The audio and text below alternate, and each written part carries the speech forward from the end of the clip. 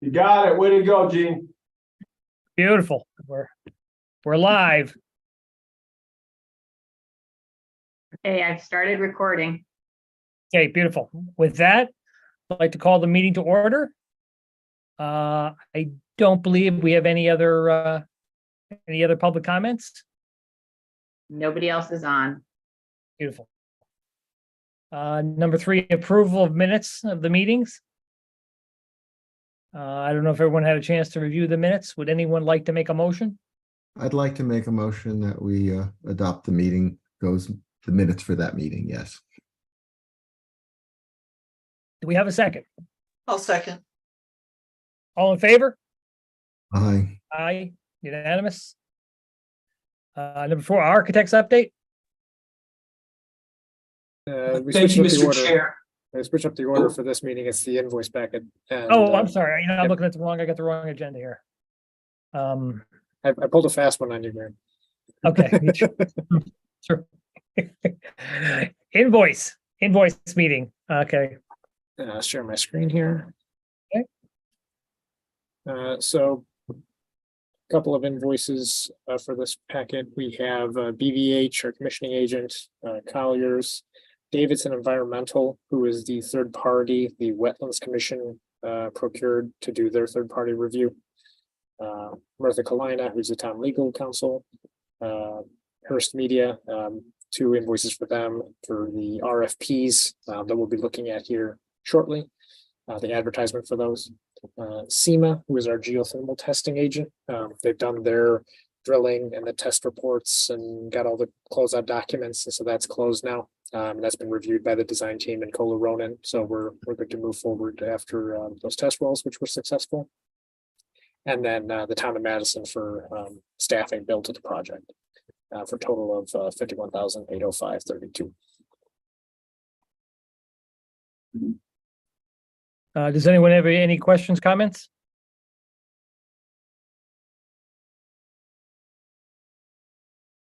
Would anyone like to make a motion? Sure, I'll make that motion.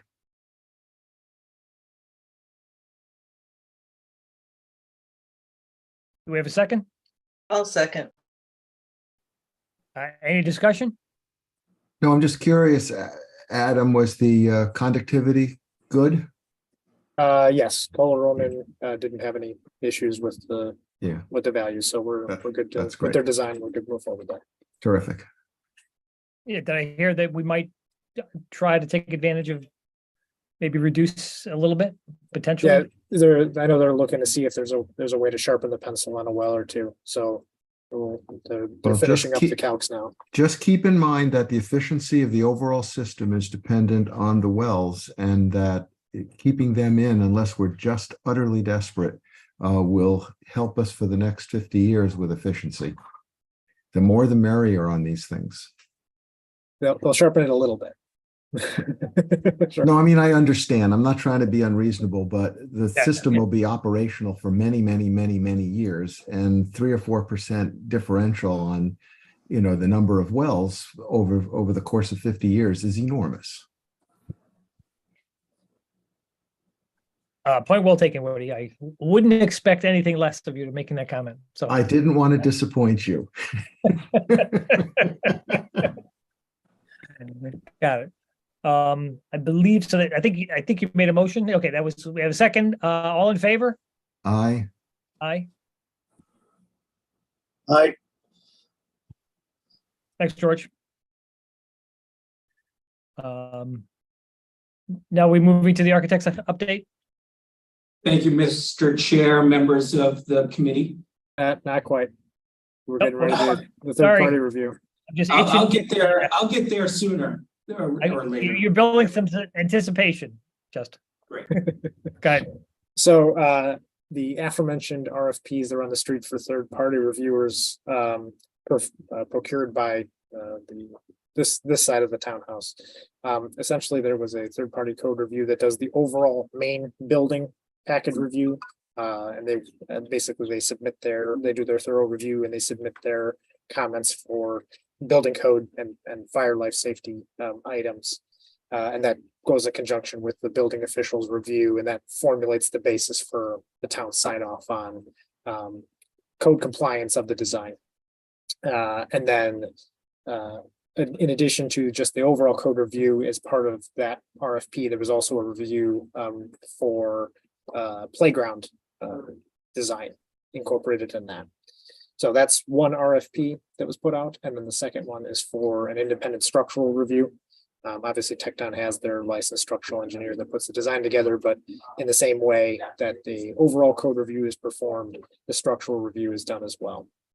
So those pricing came back in, and the lowest bidders, both of whom Colliers has worked with before a number of times, both well qualified. The third party code review is Versteeg for a total value of $19,600. And for the structural review is Mackey Engineers at $6,500. So review the proposals, those values are in line with expectations. The comment I would make just in terms of the cost is those two values put together is slightly below what the estimated budget line item was. I will note that with that third party wetlands reviewer, that puts the project like $1,400, $1,443 above the budget line item, not a grave amount. And I would just move that money from contingency up to solve that allotment. But point being is that these are very good and competitive bid numbers we received from this third party and independent structural review services. So any questions, I feel free to answer. Otherwise, there are draft motions for both in the committee packet. Thanks. Yeah, I work with both of them. They're very good, both very good. So, but would anyone like to make the motion? A motion? I'm going to confirm that I work correct. I'm afraid of it now, so. Any takers on the motion? Come on, George. I'll make the Come on, motion. George. Yeah, I'll second. okay. Any further discussion? All in favor? Aye. Aye. Unanimous? Now, moving on to item 6, we can get to Justin. Now you're up, Justin. Is that okay? I'll Yes. allow it. I've got Okay, thank you. Thank you, Mr. Chair, members of the committee. Since we left, this is a fairly brief update. Since we last met, we've continued our Tuesday working meetings with Colliers and Gilbane, as well as our weekly consultant coordination meetings. We've also held an administrative page turn with the superintendent and the principal. That was on August 11th. August 17th, we had a controls integration and Connecticut high performance building coordination meeting with the commissioning agent and the engineers, just to make sure that we are still on track to accommodate the Connecticut high performance buildings checklist.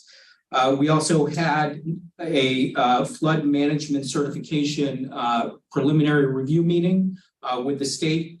The reason why we were able to hold that meeting was we have since our last meeting received inland wetlands approval, as well as planning and zoning approval. Planning and zoning was the last kind of threshold, which was last Thursday evening. So nothing exotic in the order of conditions from those approvals. They were pretty formulaic in terms of your standard conditions. So good news on that front. We passed our regulatory hurdles. In terms of our next steps, we have a set of drawings and project manuals that are being developed for this Friday. That starts the cost estimation, our construction document cost estimation, as well as the professionals, the third-party professionals that are going to be reviewing the documents, as well as the authorities having jurisdiction review period. So that's a pretty good chunk of time, about a 4 to 5 week period for all of those reviews. So that is a major threshold that we will be complete this Friday. I can report that the 2 code modifications that we have requested have gone from the local building official to the state. So the good news is, if you recall at our last meeting, I reported that of the 2 code modifications, one was a plumbing fixture modification, which is a standard modification that we ask for in all of our school buildings. Basically just right sizes the amount of plumbing fixtures that we have in the building. The other was to accommodate a total area modification, which would allow us to treat the main floor as one fire area and potentially allow us to relieve the requirement for us to have a fire separation wall on the main level, which would help with some economy in the overall cost of the project. So the first hurdle for that code modification is that it needs to have local approval before it goes to the state. So that was good news. We've had some communication, as some members know, we've had some communication today regarding our Enscape model, what I'll call the workaround. Obviously, the total 3-dimensional model that we've issued previously, there's been some challenges with being able to freely move about the cabin, so to speak, within the model. So we are providing, we sent a test out today related to 360 stationary views. So we're selecting some areas around the building to basically do a 360-degree view. And Sharon, I know you had some communication back with Adam. We are more than happy to hold a session in our office. We think that would probably be the most technically viable opportunity to kind of host virtual.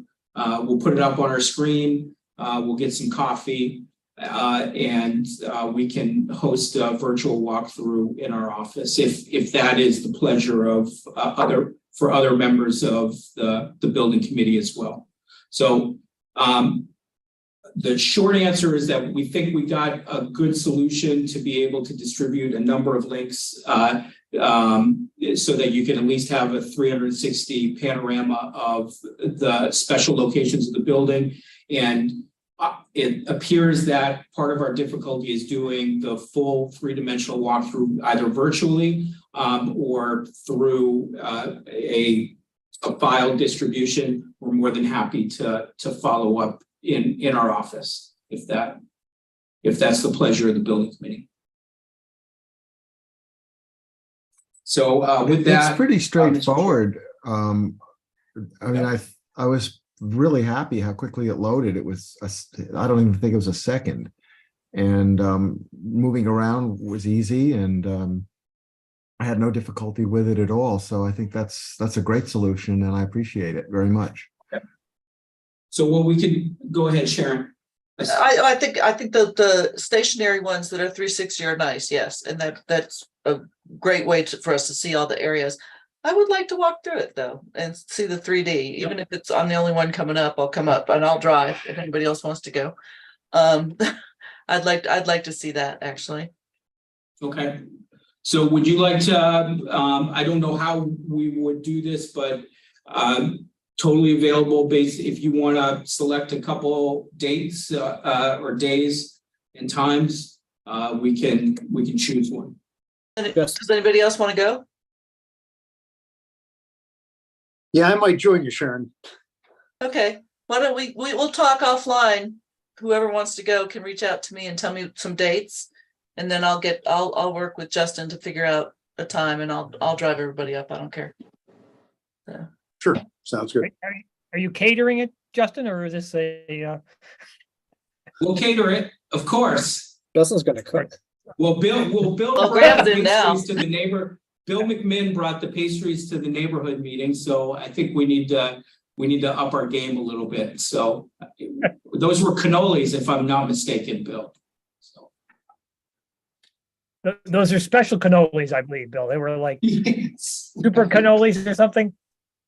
Yeah, Winning, it's, so, it's that lady down by Nick's place. It's known, one of the #1 shoreline bakeries, it's #1. Yeah, got to support those local businesses, Bill. That's good. Absolutely. so I know, one of the agenda items is, phase one as well as future, budget discussions. But in terms of the work that we've been doing and the work, that's immediately ahead of us, that concludes my report, Mr. Chair. Got it. Thanks. Thanks, Justin. Construction manager report. I don't know, Nick, do you want to do it, wait till number 7, or you want to have anything? You're technically 6B on Adam's agenda here. You want to go now, or you want to wait till item 7 where you cover the phase 1 package? 7 probably makes sense. Okay, got it. OPM update? Adam, if you want, Yeah, I'll also kind of blur into 7 and 8 if we want to move on to there Yeah. officially. perfect. We'll just blend them. So just a high level, then I'll let Nick take over for some of the other bits and pieces of the phase 1 package. So there's no vote on the official vote on the docket for tonight. The package was included in the phase 1 package was included in the SBC packet, as well as the cost estimate associated with the phase 1 package. The process, which I kind of touched on at the last meeting, but I'll just reiterate here, is that at the next school building committee meeting, and we'll talk about schedule here in a moment, this group will have the packet, phase 1 early procurement packet up for approval. And effectively, that is the first step in the overall sign-offs needed before we go to our state meeting that's scheduled for September 13th. So it'll go before this group. You guys will sign it. Well, Graham will sign it, presuming you approve the package. There are other administrative sign-offs from building official, fire, local health department, and ADA that also goes on there. And then also there's the Board of Education sign-off that occurs. And presuming that's approved at that stage, Seth would sign off there. Once those signatures are on that form, then we bring that to the plan review meeting with the state, who then ultimately review it and give the approval to go out to bid. What's important to note is that the vote that this group would be taking at the next meeting is not, you're not incurring fees or costs or expending funds. This is just the approval that the package aligns with the project's expectations, your understanding of the ed specs, your charge, and that you believe that this is the appropriate package to move forward to then go to bid, and then bids would come back in, and then contracts would be developed, and at that point there would be the town would sign up for the actual cost. But in general, that's the sort of 30,000-foot view of the process. Again, we can kind of come back to schedule in a minute here, but any questions on that before Nick fills in a little bit on the cost estimate and what's in the package? Not really, Adam, but are we under the gun? Should we be voting sooner? No. Okay, great. It's Thank you. fine to wait for the next meeting. So anything else, or Nick, do you want to take over? Yes, so as Adam mentioned, these costs are included in our most recent estimate, which was the sum of that estimate was 55.4 million. The estimate for this early phase 1 package, which again includes the electrical switchgear and a couple of panels and transfer switches, which I'll get into in a minute. Also includes about 3,000, a little more like 3,300 linear feet of ductile iron pipe, which is the water service from the high school west on Green Hill and then south on Mungertown to the site. It includes the generator as well, 300 kVA generator, and the direct outdoor air unit, which is going inside the building. The sum of those 4 items as being procured as furnish only, meaning they get fabricated and delivered to the site for installation by others, and those others are the future bidders of the balance of this construction bid process. So we're at 1.9 million for the sum of those really 4 items. Again, switchgear, generator, direct outdoor air handling unit, and and the ductile iron pipe, 1.927 million. As far as the electrical goes, the one line diagram that we received from Kohler Ronan aligns with what we're looking for. I did have a brief discussion today with Kohler Ronan about adding in the transfer switches into this early buyout, which is not shown on his drawings. It's sort of shown on drawings, but it's not specified. But it is included in our $1.9 million estimate. So on the electrical side, again, generator, and there are 3 panels within that generator. Those would be included, and all the bells and whistles that go with the generator, from the emergency power off switch and all those type of things. On the power distribution side, the main switch, and I think it's 13 switches within there, 4 of which are spares ranging anywhere from 125 amps to 1,000 amps are included in that main switch. And then normal power distribution panel, it's 1,000 amps, along with 2 emergency panels.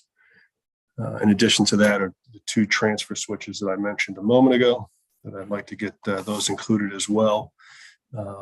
And then the individual transformers, the dry type, not the utility transformer, those and all the other smaller downstream power distribution panels would be procured under the phase 2 bid package structure.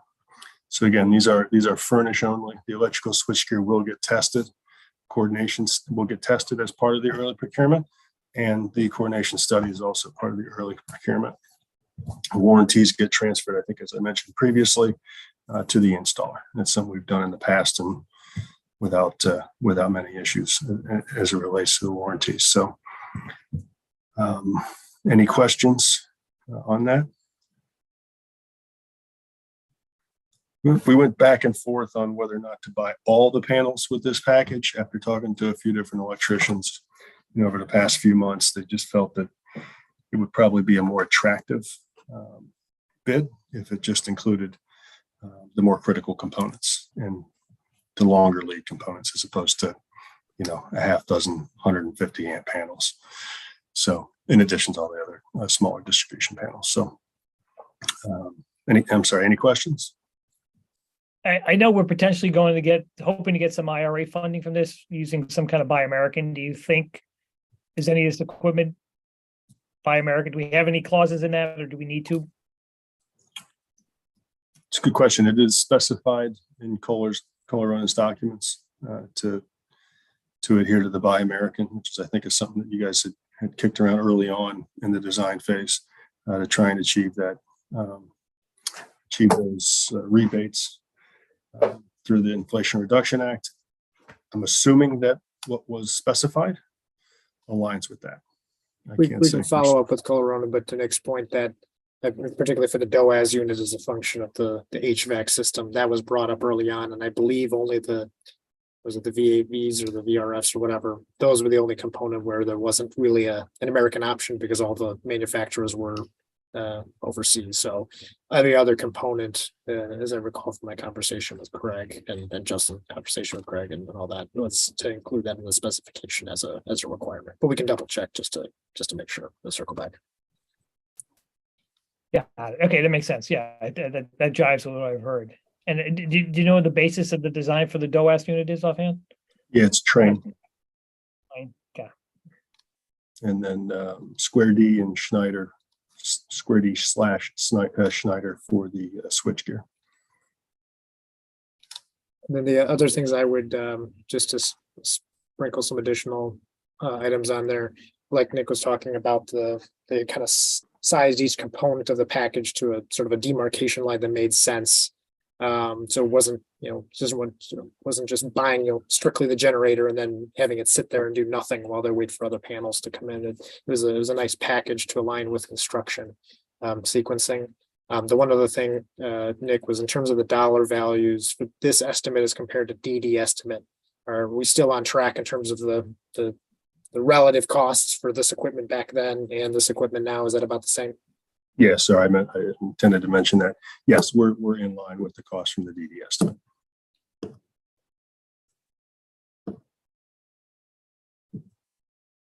Beautiful. Thanks, Nick. Anything else? Any questions for Nick, for anyone?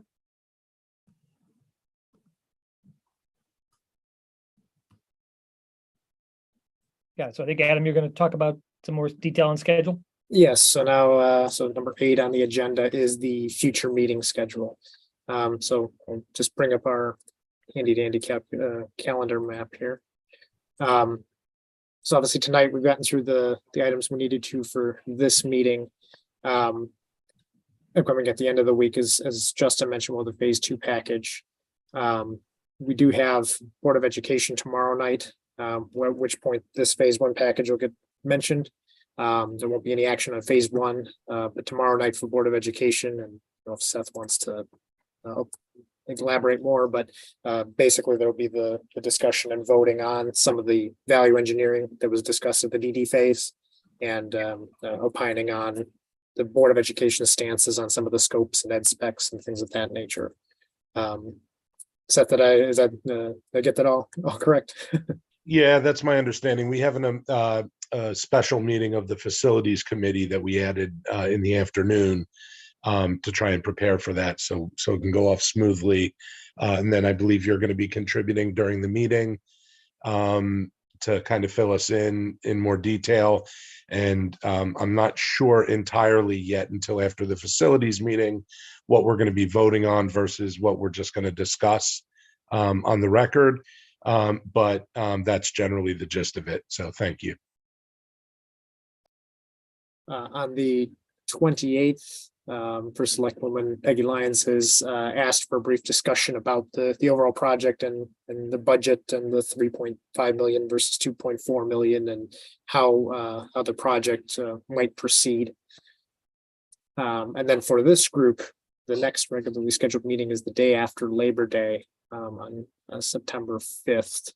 However, if it's amenable for the group, I would suggest having a potential special meeting on Friday the 1st or sometime, maybe the 31st of August, sometime before the 5th, because that same evening is the Board of Education meeting where the phase 1 early procurement package should be voted on and signed off on. So just as a matter of sequencing, it would be good to have this group's approval before the Board of Education meeting to sign off. So to your point, Woody, we don't need to vote tonight. And in fact, we still have some front end documents from Gilbane that we need to insert in the package to finalize it. But having it just a separation of these 2 meetings to help things logically follow would be good. Would September 1st override meeting on the 5th? That would be my thinking, yes. I don't have a problem with that. I'm not doing anything on Labor Day weekend. Yeah, I think I would prefer the Thursday, the 31st, Yeah. if that's doable. It would certainly make things easier for me.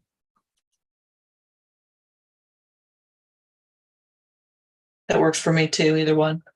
Yeah, the 31st is probably better. Ron. Yeah, 31st is better for me. I'll be away that weekend. Excellent. I have a conflict on the 31st, but don't let me control it. If there's enough people, just go with it. Why can't we approve it tonight with the condition that Gilbane or whoever needs to figure out the front end stuff? We're only approving the general perspective. We don't need to approve the nitty gritty, do we? I mean, that is up to the committee. None of that's really prepared, and there isn't a formal finalized package to point to. So there's No problem. Thank you. Yeah, so we'll do the 31st instead of the 5th. and then scrap the September 5th. Yep.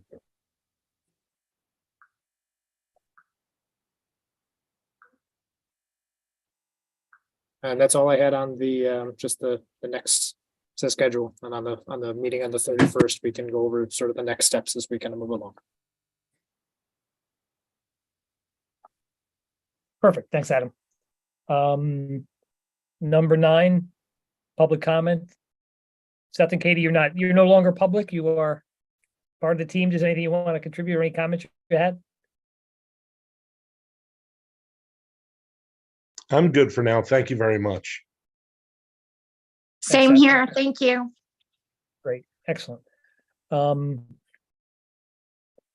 Jeannie, I assume there's no one has their hand raised from the public? Nobody has their hand raised. Beautiful. You're killing it tonight, by the way. Number 10, any other comments? Any other remarks from the committee questions?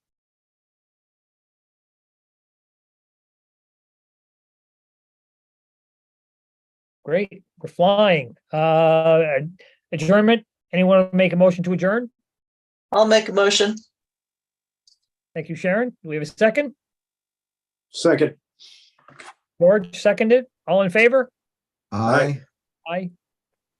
Thanks, everybody. Yep. Enjoy the rest of your evening. Right. Thank Good night, you. all. Bye. Yep. Bye-bye. Take care.